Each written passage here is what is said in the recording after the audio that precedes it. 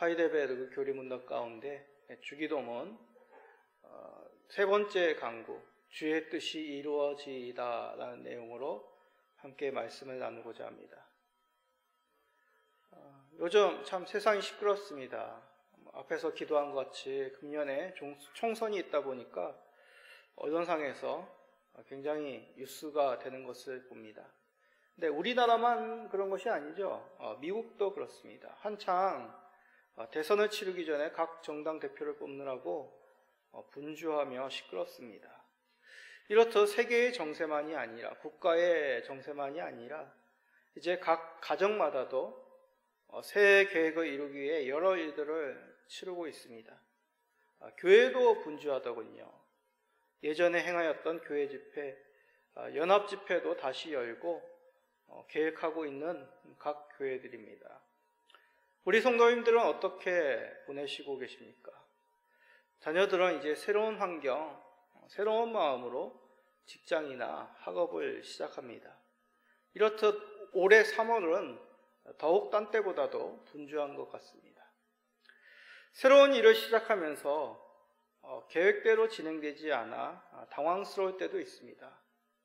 어려움에 접한 것이죠. 그러나 실망할 필요는 없습니다.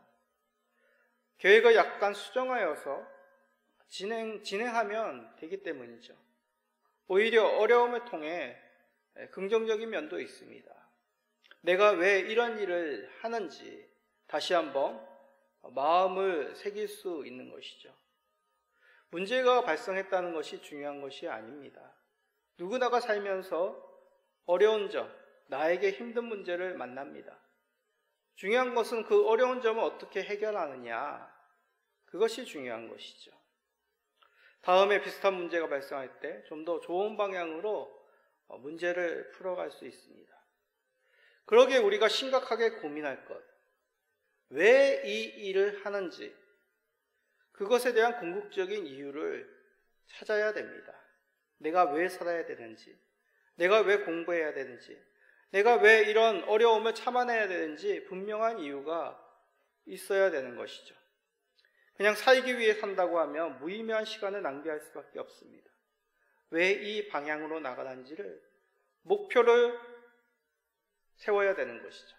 그런데 그 목표, 다르게 말하면 뜻이라고 할 수 있습니다. 내 삶의 뜻이 무엇이냐라는 거죠. 우리 그리스도인들은 성경에서 말씀하신 삶의 뜻이 있습니다.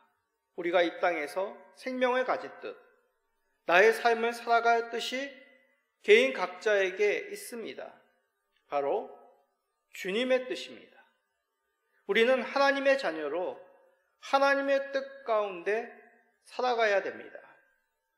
아니, 목사님, 내 인생은 나의 것이지 왜 우리가 하나님의 뜻 가운데 살아야 됩니까? 우리는 로봇이 아닙니다. 맞습니다.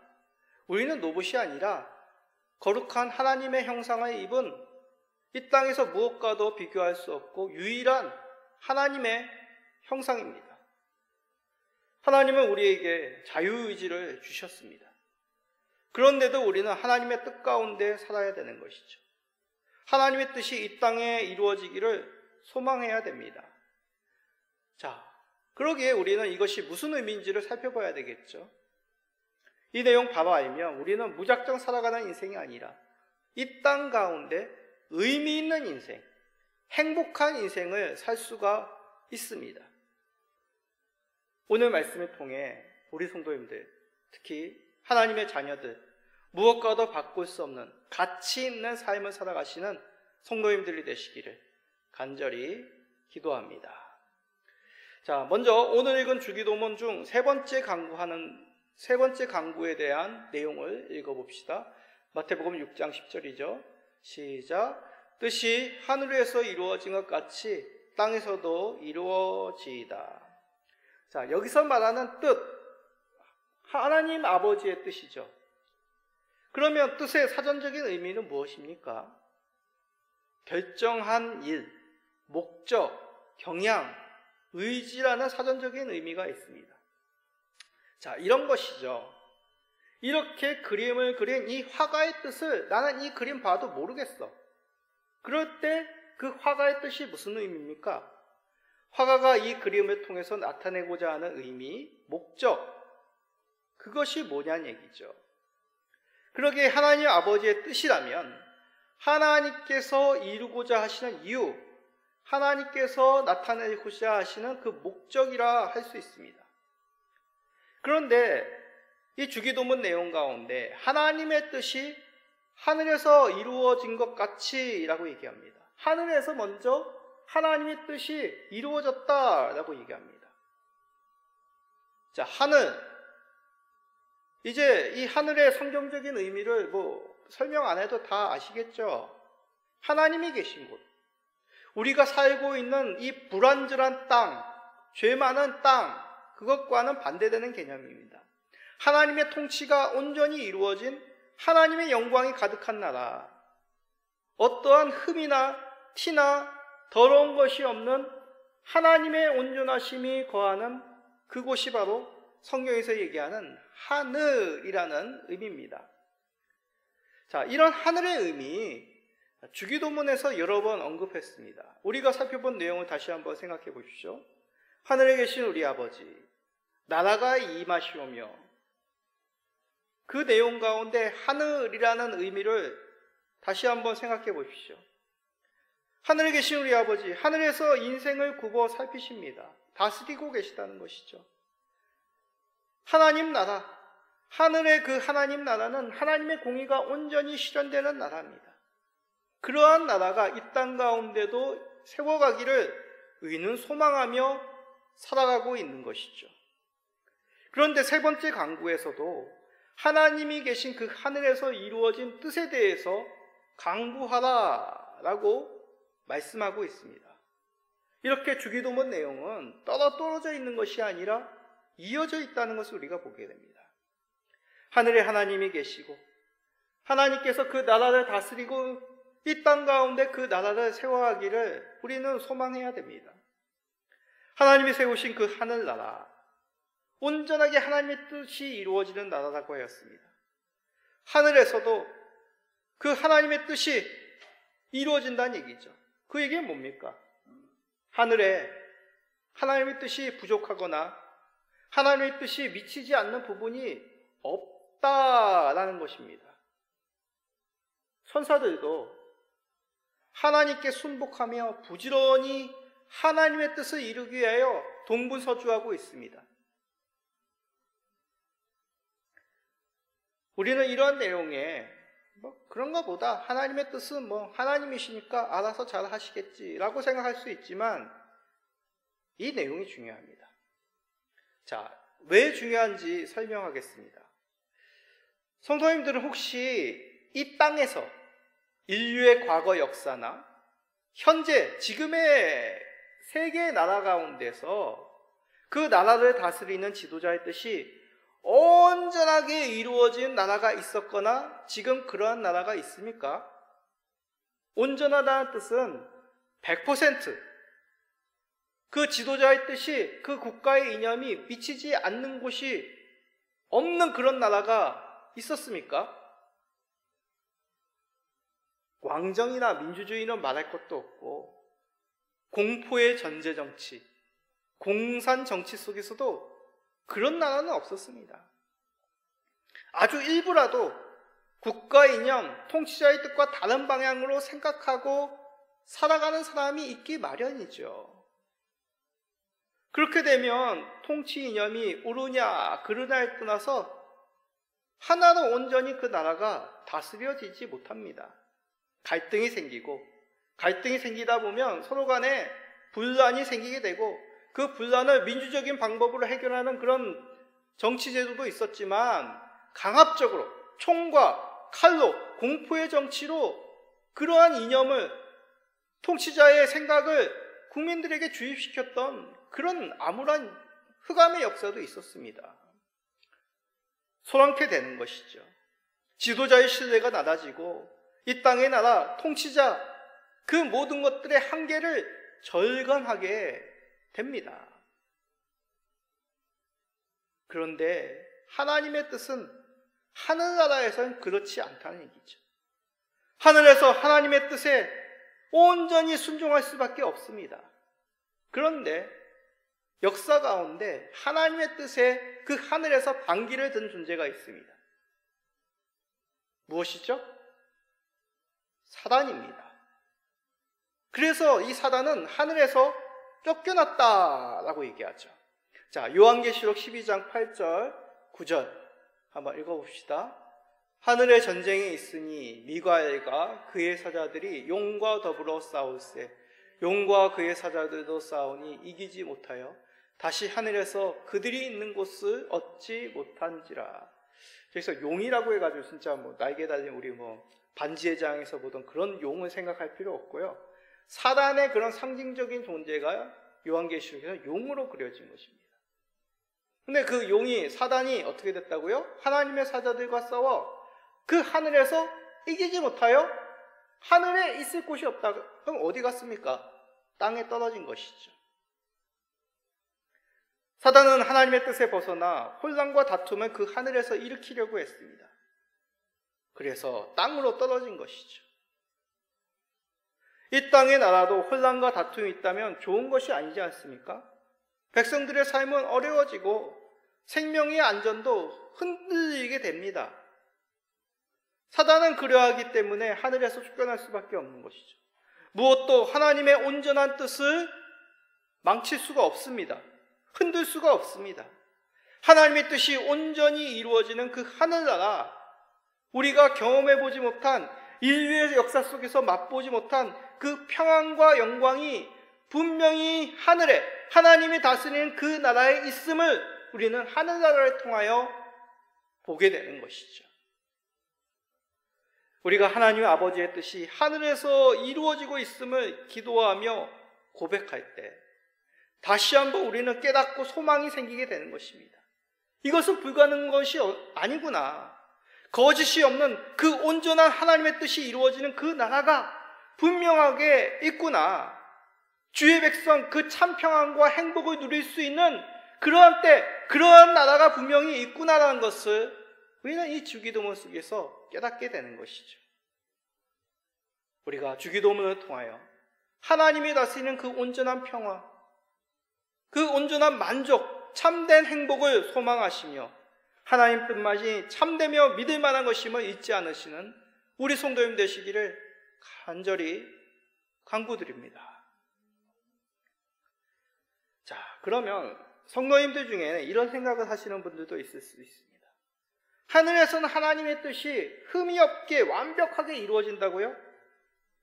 그런데 우리가 살고 있는 이 땅은 그런 것 같지 않습니다. 지금도 악한 사람이 목소리 크게 냅니다. 권세 가진 사람이 마치 이 세상이 자기 것인 양 마냥 당당하게 살아갑니다. 그건 어떻게 이해됩니까? 그래서 우리는 이 땅에도 하나님께서 하늘에서 이루어진 뜻이 이루어지기를, 이 땅 가운데 이루어지기를 간구해야 되는 것입니다. 신속하게 그 하나님의 뜻이 이루어질 수 있도록 하나님 뜻이 미치지 못한 것이 이 땅 가운데도 없기를 소망하며 하나님께 부르짖어야 되는 것이죠. 하나님의 공의를 대적하는 이 세상의 세력이 무너지게 하옵소서. 하나님의 사랑을 왜곡시키고 주를 의지하는 자들을 괴롭히는 자들을 물려쳐 주옵소서. 우리는 이런 기도를 해야 되는 것입니다. 로마 시대의 핍박 속에서 초대 기독교인들은 하나님의 나라가 속히 임하기를 간절히 간구하였습니다. 나치 정권, 공산주의 조건 속에서 핍박받던 순전한 그리스도인들이 그리스도의 공의가 이루어지기를 소망하였습니다. 여러 전쟁 가운데 있는 주의 성도들이 하루속히 전쟁이 사라지며 하나님의 평화가 이루어지기를 간구하였습니다. 주의 성도라면 마땅히 이 땅에서도 하나님의 온전한 뜻이 이루어지기를 소망해야 된다는 것이죠. 왜냐하면 우리 하나님은 그저 멀리 계신 하나님이 아니십니다. 지금도 세상을 다스리고 계시고 주의 백성들을 눈동자와 같이 지키시는 우리 하나님이십니다. 그러기에 하나님께서는 사람들이 그 하나님의 뜻에 순종하며 주님 앞에 나오기를 바라시는 것이죠. 세상에 대해서도 주의 뜻이 온전히 이루어지기를 원한다면 먼저 하나님 앞에 나와 그의 뜻에 순종해야 될 백성들은 누구겠습니까? 사람들은 누구겠습니까? 저와 이 자리에 계신 여러분 성도들입니다. 주의 뜻이 땅에 이루어지기를 간구하는 사람이라면 마땅히 먼저 내가 주의 뜻에 순종할 수 있는 사람이 되도록 간구해야 된다는 얘기죠. 그래서 주님은 제자들에게 참된 하늘 시민은 주의 뜻을 행하는 자다라고 말씀하십니다. 마태복음 7장 21절입니다. 나더러 주여 주여 하는 자마다 다 천국에 들어갈 것이 아니요 다만 하늘에 계신 내 아버지의 뜻대로 행하는 자라야 들어가리라.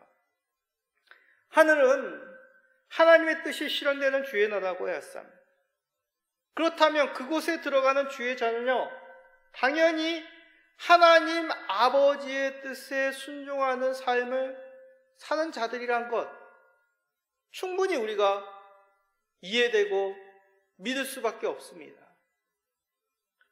단지 주의 뜻이 이루어지기 위하여 말만 하는 기도가 아닙니다. 뜻에 순종하는 삶, 그 사람의 가장 중요한 뜻이 하나님 아버지의 뜻이라는 것을 시인하는 사람이라는 얘기죠. 많은 경우 하나님의 뜻이 어디에 있는지, 무엇이 하나님의 길인지 궁금해합니다. 저에게도 많이 질문하고 저도 시시때때로 하나님 아버지의 뜻이 어디에 있습니까? 라고 묻습니다. 제가 어떻게 선택하는 것이, 행하는 것이 하나님의 뜻일까요? 애매한 경우도 참 많습니다. 내가 어느 직장에 가야 되는지, 어떤 대학에 원서를 넣는 것이 주의 뜻일까? 이런 것들은 아무리 기도해도 분명하게 우리가 알 수가 없는 경우들이 많습니다. 이런 경우 주님의 뜻은 숨겨져 있고 살아봐야 아는 경우가 많습니다. 그러나 어떤 경우는 분명한 하나님의 뜻을 알 수 있는 경우도 있습니다. 하나님의 가치관과 정면으로 맞서는 직업, 예를 든다면 타종교와 관계된 일을 한다든지, 윤리적으로 옳지 않은 직업을 가진다든지, 잘못된 가치관과 이념을 삼는 기업이나 또한 그런 기관에 우리는 당연히 함께 할 수가 없습니다. 많은 경우 하나님의 뜻을 말씀으로 알지만 순종하지 못하는 경우들도 많죠. 그러기에 우리가 하나님의 뜻을 알기를 간구함은 곧 하나님의 뜻에 순종하기를 기도한다는 의미이기도 합니다. 아니, 목사님, 저는 아직 하나님의 뜻에 순종할 수 있는 믿음이 없습니다. 그러면 믿음이 생기도록 즐겁게 하나님의 뜻에 따를 수 있는 마음을 주실 수 있도록 기도함이 필요하다는 것이죠. 히브리서는 이런 기도를 우리에게 들려주고 계십니다. 히브리서 13장 21절입니다. 모든 선한 일에 너희를 온전하게 하사 자기 뜻을 행하게 하시고 그 앞에 즐거운 것을 예수 그리스도로 말미암아 우리 가운데서 이루시기를 원하노라. 영광이 그에게 세세 무궁토록 있을지어다. 아멘. 히브리서 기자는 주께서 백성들에게 자기 뜻을 행하게 하시기를 간구합니다. 그러면서 하시는 말씀이 즐거운 것을 예수 그리스도로 말미암아 우리 가운데 이루어지게 하옵소서. 주의 뜻은 온전합니다. 하늘의 영광을 받으신 것 같이 땅에서도 주의 영광을 받으시는 온전한 주의 뜻입니다. 또한 주의 뜻은 우리에게 즐거운 것입니다. 하늘의 그 좋은 것이 우리의 가운데, 우리의 삶 가운데 가득해지는 것, 그 즐거운 것이 하나님 아버지의 뜻이란 얘기죠. 지금 당장 즐거움이 없더라도 실망할 필요가 없습니다. 언젠가는 반드시 그 즐거움, 그 하늘의 즐거움, 기쁨, 찬송을 우리에게 주실 것입니다. 혹시나 우리가 그 즐거움을 맛보지 못하더라도 우리 자녀 세대 가운데는 반드시 그 즐거움을 맛보게 하십니다. 왜냐하면 우리 하나님 아버지, 신실한 하나님 아버지께서 약속하셨기 때문입니다. 하늘의 아버지 뜻이 이 땅에 이루어지길 소망하는 마음으로 살아가는 우리 주의 백성들에게, 자녀들에게 하나님은 외면할 수가 없습니다. 반드시 하늘에서 아버지의 뜻으로 영광 받으시듯 이 땅에서 이루어지는 그 주의 뜻, 영광을 우리 가운데 안겨주실 것입니다. 그 영광 가운데 우리를 초대하여 주실 것입니다. 주의 뜻이 이 땅에 이루어지기를 바라며 소망하며 하루하루 그 삶 속에서 순종의 길을 걸어가시는 우리 모든 성도님 되시기를 간절히 부탁드립니다. 그러면 목사님, 주의 뜻에 순종하는 삶이란 구체적으로 어떤가요? 무엇인가요? 좀 더 이 내용을 살펴봅시다. 많은 경우, 아니 큰 주기 가운데 우리는 하나님의 뜻을 익히 들어왔습니다. 하나님께서 원하시는 삶의 모습 무엇일까요? 오늘 예배 가운데도 배웠습니다. 고백했습니다. 바로 십계명입니다. 십계명은 뭐뭐 하지 말라, 금지의 법이 아니라 우리 성도가 즐겨 행할 수 있는 이 땅의 삶의 테두리입니다. 근데 이 십계명도 복잡하여 두 개로 아주 간단하게 요약해 주셨습니다. 뭐죠? 우리가 마지막에 십계명 제일 마지막에 고백을 하죠. 자, 누가복음 10장 27절 한번 읽어봅시다. 대답하여 이르되 내 마음을 다하여 목숨을 다하며 힘을 다하여 뜻을 다하여 주 너의 하나님을 사랑하고 또한 내 이웃을 내 자신같이 사랑하라 하였나이다. 뭡니까? 두 가지.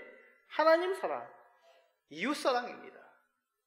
하나님만을 주로 고백하며 경외함으로 사랑하는 삶, 또 그와 같이 이웃을 사랑하는 삶, 이것이 하나님께서 우리에게 주신 순종하는 삶입니다. 이 뜻을 실현하기 위해서 필요한 것, 공통적으로 필요한 것, 관계입니다. 하나님과의 관계, 이웃과의 관계. 물론 하나님께서 강권적으로 천사를 보내고 성령님의 강권적인 놀라운 능력으로 주의 뜻을 이루시는 경우도 있지만 하나님께서는 사람을 사용하시고 우리들의 경배를 받으시고 우리를 통하여 하나님의 나라의 그 사랑이, 하나님 나라의 의가 이루어지기를 바라시며 또 우리를 그렇게 불러 맞아 그 직임을 허락해 주셨습니다. 하나님을 찾지도 않고 하나님이 싫어하는 것을 행한다면 하나님의 관계는 점점 더 멀어질 것입니다. 그러면서 하나님의 뜻이 이루어지기를 기도한다? 그것은 상식적으로 생각해도 맞지 않는 것이죠. 이웃과의 관계도 마찬가지입니다. 이웃과의 관계, 사랑이라고 말씀하였습니다.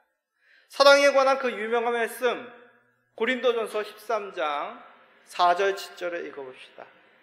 사랑은 오래 참고 사랑은 온유하며 시기하지 아니하며 사랑은 자랑하지 아니하며 교만하지 아니하며 무례히 행하지 아니하며 자기의 유익을 구하지 아니하며 성내지 아니하며 악한 것을 생각하지 아니하며 불의를 기뻐하지 아니하며 진리와 함께 기뻐하고 모든 것을 참으며 모든 것을 믿으며 모든 것을 바라며 모든 것을 견디느니라. 우리가 착각하는 게 사랑은 약하다, 사랑은 보이지 않는다. 아닙니다. 사랑은 약한 듯 보이지만 무엇보다도 강합니다. 사랑은 보이지 않는 것처럼 보이지만 무엇보다도 우리의 피부로, 마음으로 느낄 수 있습니다. 행함으로 나타낼 수 있습니다. 사랑은 성냄을 잠재우고 불의를 이기고 진리를 이루는 그러한 놀라운 하나님의 은사, 선물이 사랑입니다. 우리가 주의 뜻이 이루어지기를 간구한다면 주께서 자신의 아들을 아낌없이 내어주신 그리스도로 말미암아 나타내신 그 사랑, 그 사랑을 힘써 이웃과 이루는 관계를 맺고 살아야 되는 것이죠. 말이야 쉽습니다. 삶으로 살아간다는 건 어렵습니다. 그러나 너무 어렵게 생각하게, 너무 거창스럽게 생각할 필요가 없습니다. 예수님이 뭐라고 얘기했습니까? 작은 자에게, 도움이 필요한 자들에게 물 한 그릇 나누어 주고 그들을 살피는 마음, 행동 하나, 그것이 바로 사랑이다 라고 우리들에게 말씀하셨습니다. 친절하게 대하는 것, 우리의 것을 나눠줄 수 있는 것, 그것은 생각해보면 그렇게 어렵지가 않습니다. 지금 이해가 되지 않더라도 이왕 이렇게 된 것, 주를 신뢰하고 주께 매달리는 것, 그것은 손해보는 장사가 아니란 것이죠. 하나님께서 원하시고 우리를 통하여 하나님의 그 기쁘신 뜻을 이루는, 하나님의 거룩한 영광 가운데 참여하는 특별한 우리를 초대한 초대권이란 것을 기억합시다. 만약 이것도 어렵게 느껴진다면 앞서간 믿음의 선배들 보고 한 발 한 발 따라가는 것, 그것도 좋은 방법입니다. 성경의 인물들, 그리고 여러 우리가 이 책으로 읽었던 위인들, 가까이 믿음으로 사는 부모님들, 성도들을 봅시다. 저는 종종 다윗을 많이 생각합니다. 늘 겸손하게 하나님께 귀를 열고 있었던 왕입니다. 정말 남들이 보기에는 왜소하고 소년과 같고 아름다운 남자였지만 그는 누구보다도 그 마음이 하나님으로 가득하였고 그 하나님의 열정으로 놀라운 일을 감당한, 하나님을 대신하여 하나님의 나라를 이루었던 위대한 왕이 되었습니다. 왕이 돼서도 그는 늘 하나님의 뜻을 순종하는 겸손한, 하나님 중심적인, 하나님 마음에 합한 사람이었기 때문이죠. 그 원수 앞에서도 하나님께서 기름 부은 자를 해할 수 없다며 하나님께 모든 것을 맡겼던 믿음의 사람 다윗이었습니다.